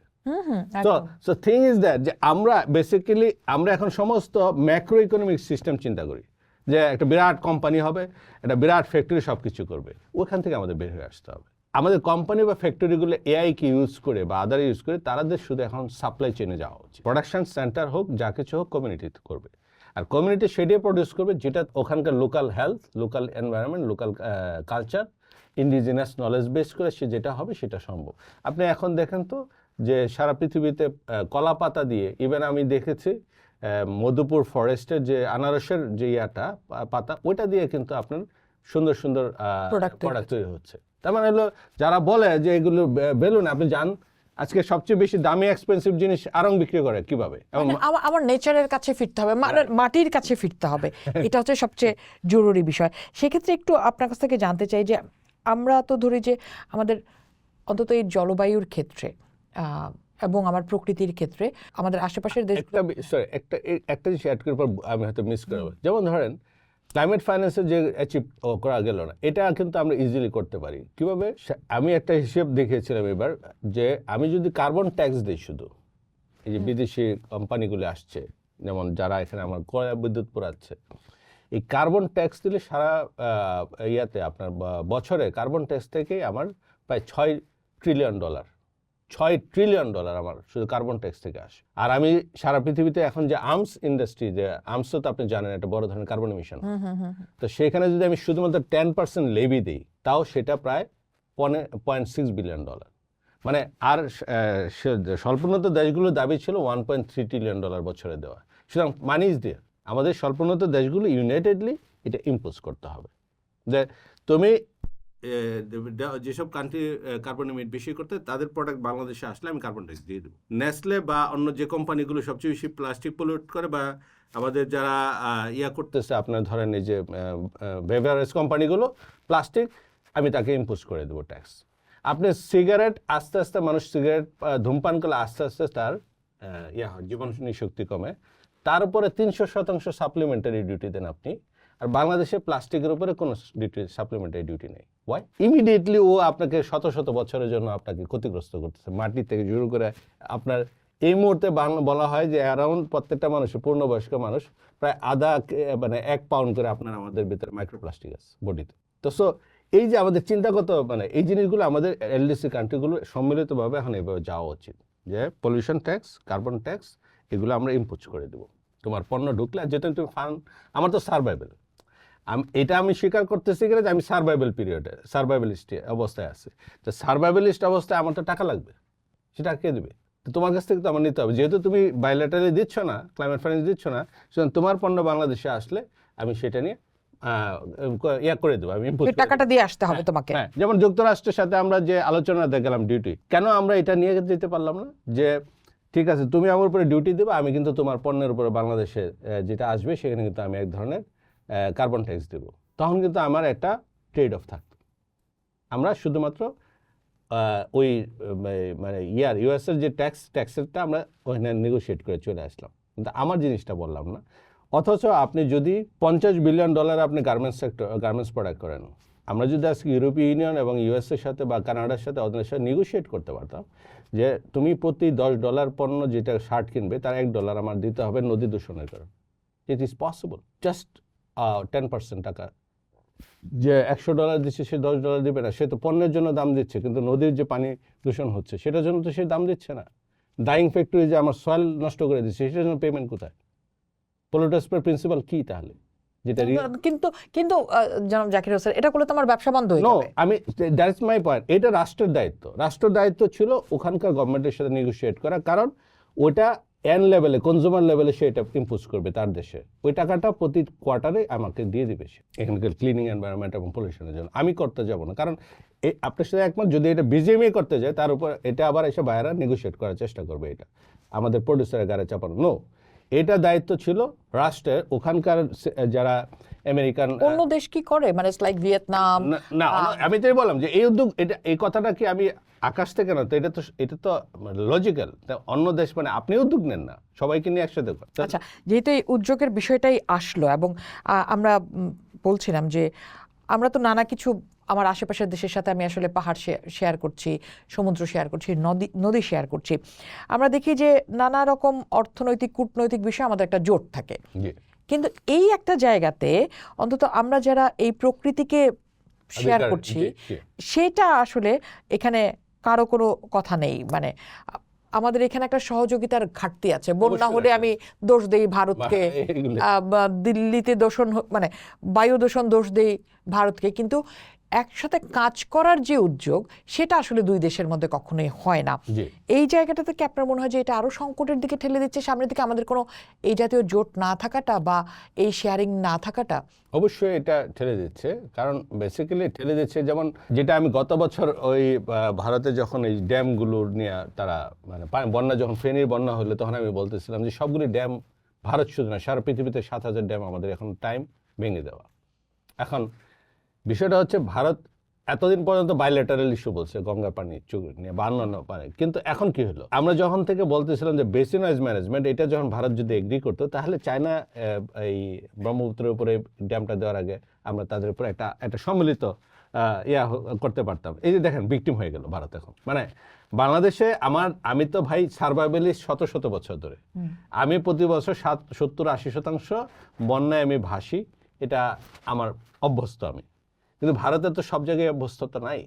তা এই যে ড্যামগুলির পানি যদি ছাড়ে 80 গিগাবাইট বিদ্যুৎ উৎপাদন, মানে সিভিয়ার ড্যামেজ সামনে হবে আপনার এই ড্যামগুলির কারণে। তা আমরা কথা হলো যে ভারতের এখন মানে এই যে তাদের যে রাজনৈতিক যে হিন্দুত্ববাদী বা আদা জিনিসগুলো আছে, এগুলি তারা আসলে বুঝতে পারতেছে না যে ধর্ম এক জিনিস, এই ধর্মকেন্দ্রিক যে রাজনীতি এটা মানুষকে ধ্বংসের দিকে নিয়ে যায়, যেটা ইমিডিয়েটলি আমরা গাজাতে দেখলাম। আজকে গাজাতে মানুষ যেমন মারা গেছে, ওখানকার যে মানুষের ইকোনমিক লাইভলিহুডের সোর্স অলিভ বাগান ধ্বংস হয়ে গেছে। তাতে কারো লাভ হবে? এটা অলিভ কি শুধুমাত্র অলিভ অয়েল কি ওই গাজার মানুষই পান করে ইউজ করে, নাকি সারা ইসরায়েলের মানুষ ইউজ করে? সুতরাং এগুলি জেরো সাম গেম। দিল্লির এখন মুশকিলটা হয়েছে যে দিল্লিতে কিছু মানুষ আছে যারা মনে করে যে এই সাউথ এশিয়া তাদেরকে শুধু ওই গোষ্ঠীটাকে সার্ভ করার জন্য এই অঞ্চলের মানুষ। তারা কখনোই ওই তাদের চিন্তার বাইরে, ইভেন আমি তো মনে করি ওই গোষ্ঠীটা ভারতের মানুষকে ওন করে না। তাহলে আজকে 47-এর পরে, এটা হলো 2025, আজকে কেন ভারতে 1/3 মানুষ দারিদ্র্যসীমার নিচে? একই সাথে অন্য যদি আপনি দেখেন যখন স্বাধীন হয়েছে ওই সময়গুলোতে তারা কেন দারিদ্র্যসীমাতে বের হয়ে গেল? সুতরাং আমি যেটা দেখি দিল্লির সমস্যাটা হলো সে তার নিরাপত্তা নিয়ে এত বেশি সে মানে কনসার্ন রেজ করে, এটা ইন্টারেস্ট যেটা মানুষের প্রাকৃতিক অধিকারের ব্যাপারে তার সেই ইন্টারেস্ট নাই। আমার কথা হলো যে তার এই দাদাকারিগিরির কারণে কি আসলে আমরা শুধুমাত্র দেশগুলো একসাথে আছি এক্স্যাক্টলি হয় না, পারছি না কাজ করতে। সার্ক ফেল করলো। সার্কে 2009 আমি 2023-এ রিজিওনাল যখন ক্লাইমেট সামিট হলো ঢাকায়, আমি যেটা একটা ফ্রেমওয়ার্ক দিয়েছিলাম যে একটা সাউথ এশিয়া রেজিলিয়েন্স ফান্ড তৈরি করো, সার্ফ নাম দিয়ে, এবং এটা আমি দেখাইছিলাম যে সার্কের সিদ্ধান্ত 2007 সাল থেকে এই সিদ্ধান্তটা ছিল, বিভিন্ন সময় হয়নি। বিমস্টেক কোথায়? মানে ভারতের নেতৃত্বে যেখানেই যেটা প্ল্যাটফর্ম সেখানেই আনসাকসেসফুল। কেন? আমি মনে করলাম যে পাকিস্তান অনেক ভুল করছে, ভারতের, তো তুমি কি করছো? মানে আমার কথা হলো যে সবাই ভুল, মনে করেন ভারতে ভুল করে, পাকিস্তান ভুল করছে, বাংলাদেশ ভুল, নেপাল ভুল, তো তোমার দেশের মানুষ কেন দারিদ্র্যসীমার নিচে সেটা বলো। আজকে কেন নর্থ ইস্টার্নের মানুষের আজকে তারা এই স্বাধীনতার আন্দোলন করতে হয় কেন? For what? তা আমার কথা হলো যে এই যে তাদের সোল সার্চিং, যে ক্রিটিসিজমটা, এটা তারা কখনোই নিতে ইচ্ছুক না। তাদের দেখবেন দিল্লির মানুষ, দিল্লির কিছু বুদ্ধিজীবী আছে বা যারা আছে পলিসি মেকার, তাদের কাছে কোনোদিন সরি আপনি শুনবেন না, কোনো ভুল নেই তারা, এবং সহযোগিতার মনোভাব এখন আরো কম না, এখন কম মানে। বাট আমি একটা কথা বলি, আমি আগেই বলছি, ন্যাচারাল ল। আপনি মানুষ, আমরা যত বেশি সেলফ ইন্টারেস্টই দেখাই না, সেলফ সেন্টার দেখাই না কেন, আমি ক্ষতিগ্রস্ত হব, নেচার তার মতো করে ওয়ে আউট করবে। কারণ মানুষজন পৃথিবীতে জন্মগ্রহণ করছে, প্রাণ তার জন্য স্রষ্টা, তার জন্য তার ন্যাচারাল চয়েস। আমি এখানে জন্মগ্রহণ করছি, বা রাজস্থানে যে কৃষক জন্মগ্রহণ করছে, বা ত্রিপুরাতে, প্রত্যেকের ন্যাচারাল চয়েসে আসছে। আপনি আমার ব্যক্তিগত গোষ্ঠীর স্বার্থ দিয়ে যদি আমি তাদের অধিকার মানে প্রজন্মের পর প্রজন্ম ডিপ্রাইভ করি, ন্যাচারাল চয়েসে আমার এমন একটা অবস্থা হবে যে যারা এটা করতেছে তারাই হয়তো এক্সটিংক্ট হয়ে যাবে। সেটা একটা উদাহরণ তো কোভিড আমাদের সামনে রেখেই গেল। এখন আমি একেবারে শেষ করে নিয়ে আসি, সেটা হচ্ছে যে আমরা একটু আমাদের জলবায়ু উদ্বাস্তু নিয়ে কথা বলতে চাই। সেটা হচ্ছে যে এই মুহূর্তে পৃথিবী জুড়েই একটা বড় অ্যালার্ম হচ্ছে জলবায়ু উদ্বাস্তু, এবং বাংলাদেশে তো বটেই। এই জায়গাটি থেকে পরিত্রাণের উপায় কি, বা আদতেই কোনো পরিত্রাণের উপায় আছে কিনা? উদ্বাস্তুদের সংখ্যা কমানো বা তাদের জন্য আসলে বিভিন্ন পদক্ষেপ। বাস্তুচ্যুত মানুষ, জলবায়ু উত্তারিত বাস্তুচ্যুতির যে প্রধান সমস্যা, জাতিসংঘের যে রিফিউজি কনভেনশন, ওখানে কিন্তু এটা স্বীকৃতি দেওয়া হয়নি। সো এটা ফার্স্ট প্রবলেমটা হলো এটা। এখন যেটা আইসিজের যে জাজমেন্টটা হচ্ছে যে আমাদের এটা ক্ষতিপূরণ পাবে তারা, তো এইটার রেফারেন্স ধরে আমি মনে করি ইউএনের CCC যে লস অ্যান্ড ড্যামেজ ফান্ড যেটা ক্রিয়েট করা হয়েছে, ওইটাকে ধরে আমরা একটা ইন্টারন্যাশনাল যেটা কনভেনশন, একসময় ন্যানসেন ইনিশিয়েটিভ ছিল বা আদার ইনিশিয়েটিভ ছিল, তো আমি মনে করি জাতিসংঘের যেটা ইমিডিয়েট এটা কিন্তু সামনে বাড়বে, এতে কোনো সন্দেহ নেই। যেমন সাউথ এশিয়াতে ওয়ার্ল্ড ব্যাংকের যে রিপোর্টটা এসেছিল, প্রায় 32-33 মিলিয়ন, মানে আপনার 25 মিলিয়নের মতো বাই 2050 বাস্তুচ্যুত হবে। তো এখন বাস্তুচ্যুত মানুষের তো কোনো রাষ্ট্র নাই। আমাকে চিন্তা করতে হবে যে আমার যদি আপনার আসামে বন্যা হয় বা ত্রিপুরাতে বন্যার মানুষ বাস্তুচ্যুত হয়, আপনি যদি সীমান্তে যদি আইসে উপস্থিত হয়, আমি কি দেখবো এটা ভারতীয় না বাংলাদেশি? তাকে আমার প্রথম হলো যে তাকে আমার প্রোটেক্ট করতে লাগবে। সুতরাং এইটা একটা আন্তর্জাতিক সনদ যেটা করা দরকার, খুব দ্রুত এটা নিয়ে কথা বলা উচিত, যেসব কান্ট্রি ভিকটিম হবে। প্রথম বাংলাদেশ যেমন একটা ভিকটিম হবে, বলা হচ্ছে যে ওই রিপোর্টে বাংলাদেশের প্রায় 22 থেকে 23 মিলিয়ন পিপল বাই 2050 বাস্তুচ্যুত হবে উপকূলের আচ্ছা, উত্তরে। এটা বিশ্বের হয়তো নাই, ইউএন বডির হয়তো নাই, কিন্তু বাংলাদেশের কি আসলে তার সেই প্রস্তুতি দেখেন? যে কারণ এটা তো দিনকে দিন বাড়বে, এটা এটা বিভিন্ন জায়গায় বলাও হচ্ছে বাংলাদেশের সেটা। প্রস্তুতি নাই বলেই তো আমাদের ছেলেপেলেরা এখন ওই জীবনের রিস্ক নিয়ে তারা স্প্যান হয়ে তারপরে ইউরোপে গিয়ে ওঠার চেষ্টা করতেছে। কারণ উপকূলে যদি আপনি দেখেন এখন তো আনএমপ্লয়মেন্টের আপনি জানেন প্রায় 30% ইউথ আনএমপ্লয়মেন্ট হয়ে গেছে। তো এইগুলো তো এবং কারা যারা বাস্তুচ্যুত হয় বা উপকূলে যারা থাকে ওরা তো আরো বেশি ভিকটিম হবে। তা আমরা কি করতে পারতাম? আমরা যেটা করতে পারতাম যে মানুষ বাস্তুচ্যুত হলো কিছু কোয়ালিটি, যেমন আপনি অনলাইন যে আমাদের ব্যবসাগুলো আছে বা আপনার ফ্রিল্যান্সিং আছে এটা যদি শিখাইতেন আপনি, তো সে বাস্তুচ্যুত হলে যেখানে যাক তার আর্নিংটা থাকতো, ইকোনমিক ওয়েলবিং থাকতো। আমরা কি সেভাবে প্ল্যান করতেছি না? তা আমরা আসলে এই যে কোন কোন জায়গা থেকে বেশি মানুষ কী ধরনের ঝুঁকিতে পড়বে, ঝুঁকি অনুযায়ী তার হিউম্যান ক্যাপিটাল ডেভেলপমেন্ট করা এবং তাকে ওই ধরনের, যেমন এন্টারপ্রিনারশিপ, তাকে আপনার কোনো স্থায়ী সম্পদ নির্ভর জিনিস হয় না উপকূলে এই মুহূর্তে করা ঝুঁকিপূর্ণ। তার মানে হলো তাকে আমার এমন কিছু স্কিল দিতে হবে, প্লাম্বারিং, ইলেকট্রিশিয়ান, এইসব জায়গায় যেন সে বাস্তুচ্যুত হয়ে যদি বাংলাদেশে থাকলো, বিদেশে গেলেও তাকে যেন আমি পাঠাইতে পারি ভালো স্যালারিতে। এই যে একটা প্ল্যানিং দরকার আমার, প্রত্যেকটা individual planning, human resource planning. তো আমি তো সেটা করতেছি না, কারণ ওকে আমি নাম্বার হিসেবে ট্রিট করি মানুষকে, যে আমার 18 কোটি মানুষ বা 20 কোটি মানুষ, কিন্তু কখনোই আমরা বলি না যে আমার 20 কোটি সোল আছে। ফান্ডামেন্টাল ফ্লট ওই জায়গায়। আত্মা হিসাবে ট্রিট করলে তখন প্রত্যেকটা আত্মাকে আমি রেসপেক্ট করতাম, তার কি লাগবে, আত্মার প্রয়োজন কি লাগবে সেটা আমি দেখতাম। কিন্তু তাকে আমি চিন্তা করি লেবার হিসাবে, শ্রমিক হিসাবে, তারা চিন্তা করি হলো যে কর্মচারী হিসাবে, কর্মকর্তা হিসাবে। কিন্তু প্রত্যেকটা ইন্ডিভিজুয়াল পৃথিবীতে যখন আসছে, তাকে তার হিউম্যান পসিবিলিটি, তার পটেনশিয়াল ইজ বিয়ন্ড আওয়ার থিঙ্কেবল, যদি তাকে আমি নারিশ করতে পারি। তো আমাদের জাপানের কি আছে পপুলেশন, কোরিয়ার কি সম্পদ আছে, বা চায়নারই কি সম্পদ আছে, তারা কিভাবে তারা মানুষকে ডেভেলপ করে তারা কোন জায়গায় যাচ্ছে। আমাদের সমস্যাটা হলো যেটা আমরা চাইছিলাম যে এই সরকার যেটা করতে পারতো, যে একটা সমৃদ্ধির পাথওয়ে তৈরি করে, যেমন প্রত্যেকটা ইন্ডিভিজুয়াল তার একটা প্ল্যানিং করে দেওয়া, যে তোমার লাইফে পড়াশোনাটা এই করে বা তুমি এই ধরনের ট্রেনিং করে বা আমাদের এডুকেশন সিস্টেমটা এইভাবে শেপ করা। এখানে দেখবেন থাউজেন্ডস, লাখ লাখ আপনি মাস্টার্স পাবেন, কিন্তু সাবজেক্ট অফ দ্য মাস্টার্সের মানে কি, মাস্টার অফ দ্য সাবজেক্ট, সে এক লাইন ইংলিশ লিখতে পারবে না ঠিক মতো, বা এক লাইন বাংলাও লিখতে পারবে না সে। তো দরকারটা কি? আমার প্রত্যেক জেলা জেলা ইউনিভার্সিটি করতেছেন আপনি, অথচ আমার দরকার এই মুহূর্তে একটা ইলেকট্রিশিয়ান ভালো পায় আপনি খুঁজে পাবেন না। হ্যাঁ, আজকে আপনি ইউএসএতে যান, কানাডাতে যান, একজন ইঞ্জিনিয়ারের চেয়ে বেশি ইনকাম করে প্লাম্বার। তা আমার তো এইভাবে একটা প্ল্যানিং করা দরকার ছিল, তাই সেটা তো হলে। তা আমরা মনে করি আমাদের যেটা করা যেটা এখনো সুযোগ আছে, আমাদের ছেলেপেলেরা মেয়েরা যেটা আমি দেখি খুবই স্মার্ট।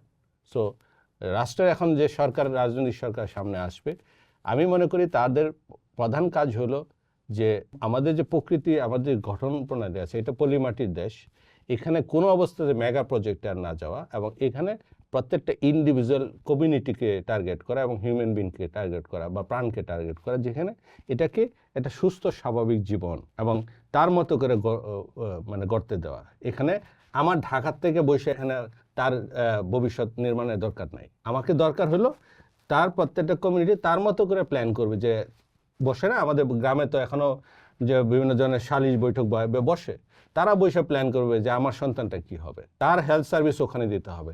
আজকে ঢাকার থেকে আপনি লোক সরাইতে পারবেন না যতক্ষণ পর্যন্ত একটা মিনিমাম স্ট্যান্ডার্ড অফ এডুকেশন সারা বাংলাদেশে আপনি না দেবেন বা হেলথ সার্ভিস না দেবেন, যাবে না। তার এমপ্লয়মেন্ট ওইখানে ব্যবস্থা করতে হবে, যেন সে ওখানে থেকে বাংলাদেশের প্রত্যেকটা নাগরিক যে মিনিমাম থ্রেশহোল্ড ওটা যেন পায়।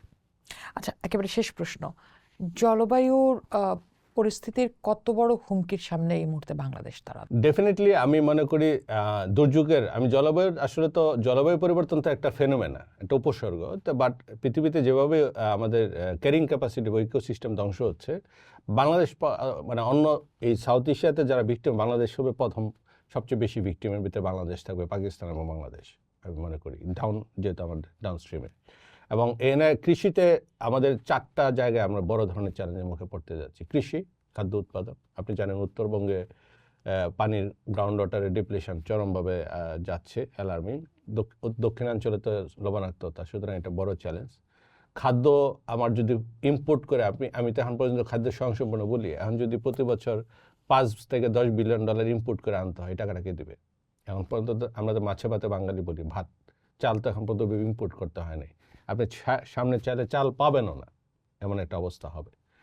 তারপরে আপনি ধরেন স্বাস্থ্যের যে খরচ বাড়তেছে, আউট অফ পকেট এক্সপেন্ডিচার প্রায় 80% কোনো ক্ষেত্রে আমাকে ব্যয় করতে হচ্ছে। মানে হলো আমাদের ঝুঁকির মাত্রাটা আবার মানে যদি দেখি ডেন্সিটি অফ পপুলেশন এবং ফুড অ্যাডাল্টেশন বা আদার প্রোটেকশন, এগুলো খুব দ্রুত যদি আমি 5 থেকে 10 বছরের ভিতরে আমাদের মিনিমাম প্রোটেকশন এখন দরকার। আমাদের সকল আমাদের ইকোনমিক ডেভেলপমেন্ট আমাদের প্রোটেক্ট করা দরকার। মানুষ যারা আছে যে এটা কনসলিডেট করা, যে যা আছে আমরা মেগা প্ল্যান করে আমাদের নদী খাল বিল উদ্ধার করা, আমাদের 30% ওয়াটার সোর্স এনশিওর করা, প্রত্যেকটা শহরে আরবান ফরেস্ট এবং অ্যাটলিস্ট 30 থেকে 40% আমাদের এখানে বন আরবান গ্রিনারি করা দরকার। আমাদের এনার্জি হিটিং যে জন্য আমাদের অনেক বিল্ডিং ভেঙে ফেলতে হবে, কোনো জিরো কম্প্রোমাইজ। আপনি মানুষ বাঁচাইতে চাইলে বিল্ডিংয়ের দিকে তাকানো যাবে না, ঠিক আছে, ভেঙে ফেলতে হবে। এবং এখানে মানুষকে আপনি ডিসেন্ট্রালাইজ করে দিতে হবে, ঢাকাকে আর এই অবস্থায় রাখা যাবে না। সো আমি মনে করি বাংলাদেশের এখন যেটা প্রায়োরিটি হওয়া উচিত, এইটা প্রাণ এবং প্রকৃতিকে প্রায়োরিটি দিয়ে আমার সমস্ত ইকোনমি অ্যাক্টিভিটি বা আদার রাষ্ট্রীয় কাঠামো বলেন, ওই সংসদ বলেন, বিচার বিভাগ বলেন, সব ওইভাবে নেওয়া হচ্ছে এবং এখানে ক্রাইম এগেইনস্ট দ্য ন্যাচারালাইজ করা উচিত আমি মনে করি। আচ্ছা, এই যে আপনি বলছেন যে এই মুহূর্তে শহর কেন্দ্রিক আমাদের বনভূমি বাড়ানো উচিত, আমরা কিছু শুনছি যে মিওয়াকি ফরেস্ট মিশরে যেটা হয়েছে, এটা যেমন আসলে কতটা ফিজিবল? আপনি ঢাকায় তো ঢাকাকে আসলে কতখানি রক্ষা করবে? হ্যাঁ, আমার কথা তার জন্য আসলে কি দরকার? আমাদের এখন কি দরকার, যেটা হলো টেম্পারেচার রাইজটা, যেটা হিট প্রচন্ড হিটের সামনে আসতেছে। কারণ এটার জন্য মিওয়াকি ফরেস্টে আমার কাছে আমি মনে করি ফিজিবল। কারণ আপনি চাইলেও 20 একর জায়গায় এক জায়গায় পাবেন না, কিন্তু খাস জমি মিলে হোক বা বিভিন্ন কারণ। জাস্ট আপনাকে উদাহরণ দিই, আপনি আজকে গুলশান যে লেকটা আছে, লেকের পাশ দিয়ে যদি আপনি ড্যান্স মানে 3 থেকে 4 মিটার 1 মিটার বা 2 মিটার করে আপনি যদি ড্যান্স ফরেস্ট করতে চান, ইট ইজ পসিবল। কনসোলিডেটেড আপনি করাইল বস্তির একটা অংশ আপনি পুরো ফরেস্টেশন আপনি করে ফেলান। আচ্ছা ঠিক আছে, যারা থাকতে চায় থাকবে, কিন্তু তাদেরকে যে যদি আপনি তাদেরকে দিয়ে আপনি গ্রো করেন, তো সো আমার কাছে মনে হয় যে এখানে যেটা অপরচুনিটি কম্প্যাক্ট 6 ডেসিমেল 10 ডেসিমেল জায়গায় আপনি একটা, এটা আসলে কি সুবিধা দিবে? এটা সুবিধা দেবে দুটো না একাধিক সুবিধা দেবে। যে ওই জায়গাটাতে যখন আমাদের টেম্পারেচার বাড়বে, ওটা একটা প্রোটেকশন দেবে।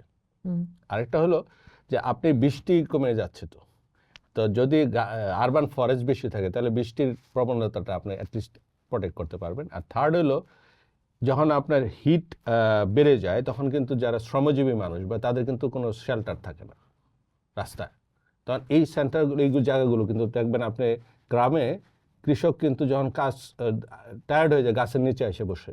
সো এইটা এক ধরনের প্রোটেকশন দিবে তাদেরকে। এবং আর আরেকটা জিনিস হলো পলিউশন যেটা হচ্ছে, আপনি জানেন কিনা যে পলিউশন যদি থাকে বেশি, ইয়াতে টেম্পারেচার বাড়লে পলিউশন কিন্তু বেড়ে যায়, সে স্প্রেড হয়ে যায় এগুলো কেমিক্যাল এগুলো, যেমন প্লাস্টিকের যে পুরানো বা এইগুলো কিন্তু এক ধরনের প্রোটেকশন হিসেবে কাজ করবে। তো এই সুতরাং আমি মনে করি ঢাকায় এখন যদি অ্যাটলিস্ট আপনি যদি এই সাইডটা দেখেন, নর্দার্ন সাইডে কিন্তু আমার কোনো বোটানিক্যাল গার্ডেন নেই। বলা হচ্ছে পূর্বাঞ্চলে করা হবে, why don't Bashundhara, why don't you just Badda বা আদার বেড়াই দুই সাইডটাতে আপনি এরকম ছোট ছোট করেন। আর বড় ফরেস্ট যদি জায়গা থাকে, একটা বসুন্ধরাকে বাধ্য করা উচিত যে তোমার ফরেস্ট করতেই হবে, নদী তো দখল করছো। এখন যে উদ্যানগুলো আছে আমাদের, বেশ কিছু উদ্যান আছে, সেখানে কি আসলে বনভূমি এগুলোকে অবশ্যই বাড়ানো উচিত। আর বাট আমরা যেমন গ্রিনারি, যেমন আরবান গ্রিনারি একটা বড় হচ্ছে ভার্টিক্যাল গার্ডেনিং, যেটা আমাদের ছাদগুলোতে, তো ছাদগুলোতে অনেকে বলে যে ডেঙ্গু মশার হয়, ওটা আসলে এমন গাছ আছে যেগুলো ডেঙ্গু মশা কখনো মানে অল্প পানি লাগবে যেগুলো। আর একটা বিষয় বলি, পানি ব্যবহারের ক্ষেত্রে সচেতন হওয়া উচিত। আইওটি বেস এখন কিন্তু সিস্টেম আসছে যে পানি যখন তার গাছের পানি লাগবে তখনই শুধু সে পানিটা নেবে। তার মানে এখন যে আমি 1 কেজি ধান উৎপাদনে 3000 লিটার পানি এই মাথা থেকে জেরে ফেলে দিতাম, যতখানি যেহেতু আমার সুপেয় পানি কমে আসছে। সুতরাং আমি মনে করি যে টোটাল চিন্তাটাই যারা রাজনৈতিক নেতৃবৃন্দ থাকবে, পলিসি মেকার, তাদেরকে বুঝতে হবে যে আপনি সামনে চাইলেও এটা ইয়ার মতো আর কি অটোনোমাস, ও প্রকৃতি যখন আপনাকে নিতে থাকবে, আমি তার অত্যাচার নিতে থাকবে, যখন সে রিভার্স করবে, আপনার পৃথিবীর কোনো শক্তি নেই সেটা রিভার্স, সে তখন রিভার্স খেলতে শুরু করবে, তখন আর আপনি চাইলেও আর তার কাছ থেকে প্রোটেক্ট করতে পারবেন। সুতরাং ওই রিয়েলাইজেশনটা আমাদের আসা উচিত। অনেক ধন্যবাদ জনাব জাকির হোসেন। এই নিয়ে আলাপ চালালে আসলে দীর্ঘ সময় আলাপ চালানো যায়, কিন্তু তারপরেও অনেক ধন্যবাদ এই সময়টা দেওয়ার জন্য। আপনাকে ধন্যবাদ। আবার যারা পাঠক বা দর্শক শুনছেন, আশা করি উপকৃত যদি কিছু হয় তাহলে উপকার হবে। বিশেষ করে আমি তরুণদের ব্যাপারে সবসময় আশাবাদী যে আমরা ভুল করতেছি, কিন্তু তোমরা ভুল করবে না, ইনশাল্লাহ তোমরা আমাদেরকে পথ দেখাবে। আমরা সেই আশাটা রেখেই শেষ করতে চাই, যেটা জনাব জাকির হোসেন বলছিলেন যে তরুণরাই হয়তো আমাদের নতুন পথের দিশারি হচ্ছেন, কিন্তু তারপরেও আমরা যারা আছি, এর আগের প্রজন্ম বা তারও আগের প্রজন্ম এখনও যারা আছেন, সবাইকে মিলেই আসলে একসাথে দাঁড়াতে হবে। কারণ জাকির হোসেনের কথায় যদি আমরা বলি যে প্রকৃতি তার প্রতিশোধ নিজের মতো করেই নিজের সময়ে নিয়ে নিবে, তার আগেই মানুষকে সাবধান হতে হবে। পোস্ট দেখুন, ভাবুন, করুন, পোস্টের সাথেই থাকুন।